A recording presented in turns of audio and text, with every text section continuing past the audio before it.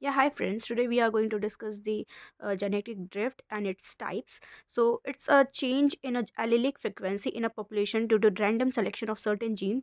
It may result in the loss of some alleles, including beneficial ones.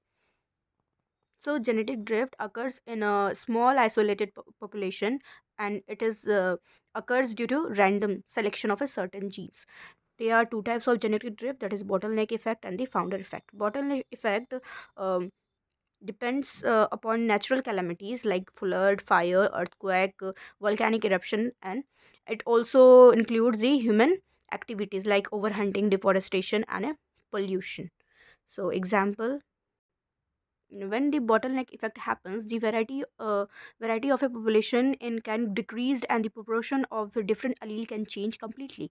Founder effect doesn't involve random disaster events. It depends on a subset of a population moving away. uh, the new colony is isolated from an original population, and the founding individual may not represent the full genetic diversity of an original population. It may represent a different frequency that is in the original population. For an example, the occurrence of the retinitis pigmentosa in the British colony of the Tristanda Cunha Island. The prevalence of the Ellis Van Creveld syndrome in eastern Pennsylvania. The effect is an easy to recognize a genetic disease, but of course, the frequency of all sorts of genes are affected by the founder effect. So basically, genetic drift occurs in a small isolated population by random selection of a certain genes. Measuring allelic frequency in a genetic drift, that is n equal to effective population, it is equal to the number of breeding adults, that is female plus male, and effective population equal to 4 into number of female into number of male divided by number of female plus number of male. The expected variance in the frequency of allele is equal to p into q divided by 2 into effective population, where p and q are the frequency of the two alleles at a locus. We can easily understand by this example, like not equal to q not equal to 0.5 and effective population equal to 50.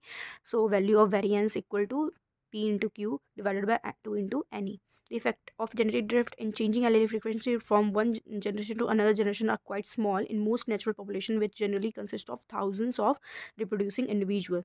And heterozygosity can also be determined by the this formula, that is heterozygosity at one generation equal to 1 minus 1 by 2n into heterozygosity of original population.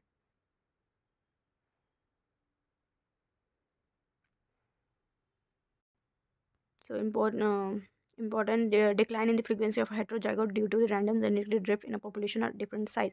So over a generation to generation, the heterozygosity is reduced and decline. The small population are the most sensitive to variability reducing effect of a genetic drift than the large population. That's all about the genetic drift and its type. Thanks for watching.